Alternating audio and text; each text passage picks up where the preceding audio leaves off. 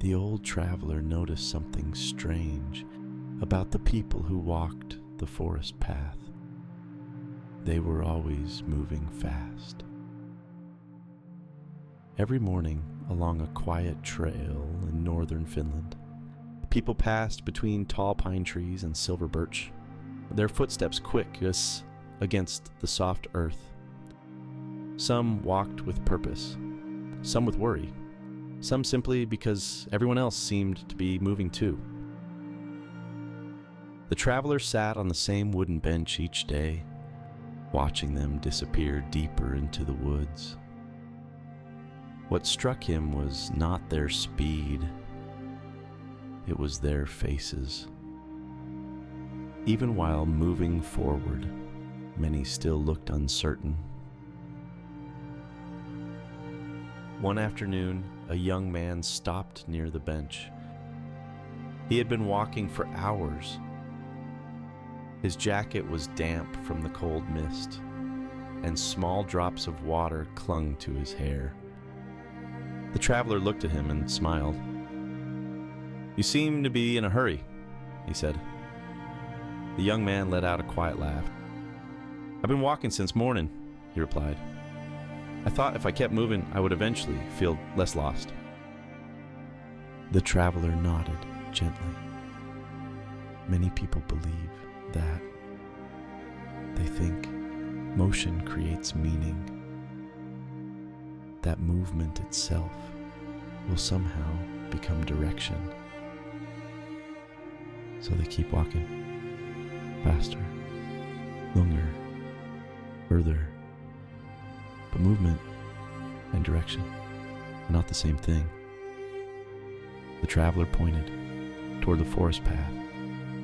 "Do you see those birds?" he asked. A small group of birds had settled quietly on a branch above the trail. They were still, not frozen, not afraid, simply waiting. The young man looked up.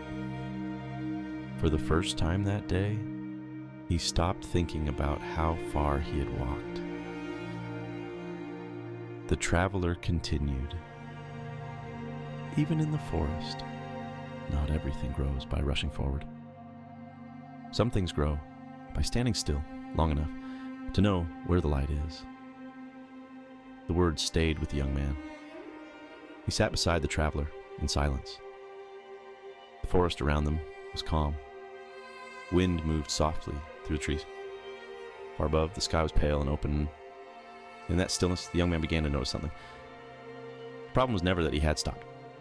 The problem was that he had never paused long enough to ask where he was going. We often fear stillness because it feels like falling behind. Sometimes stillness is the first honest step.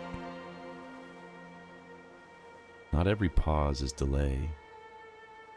Not every slow day is wasted. Sometimes the mind needs quiet before the path becomes visible.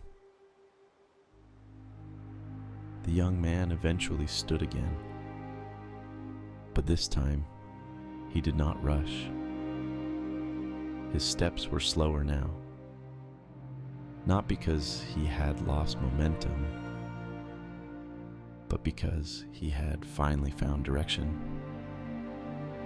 Movement can ease anxiety for a while, but clarity is what gives movement meaning. And sometimes the clearest path only appears when we stop trying so hard to move. Tomorrow will come. Embrace the journey